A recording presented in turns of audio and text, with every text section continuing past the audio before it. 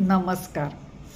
बिहारचा निवडणूक झाल्यापासून आणि जे चाललंय बंगालचं वगैरे बघताना मला माझ्या मनात अशी शंका येते, जसं महाराष्ट्रामध्ये ठाकरे मुक्त म्हणजे शिवसेना वेगळा जे दोन तट पडले आणि यांचा शरद पवार आणि राष्ट्रवादी वेगळा, म्हणजे जे मेन होते ते बाजूला आणि दुसऱ्याकडे निशाण आणि हे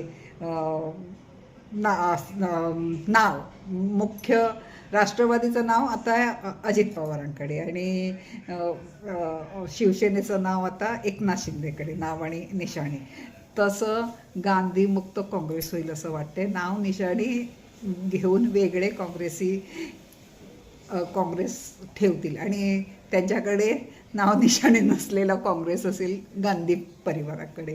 तर आता काँग्रेसमुक्त भारत नाही झालं तरी बनावटी गांधीमुक्त काँग्रेस तरी नक्की होईल असं मला चिन्ह दिसते. बघूया आपण काय होतंय. पुन्हा आपण ऐकता त्याबद्दल धन्यवाद.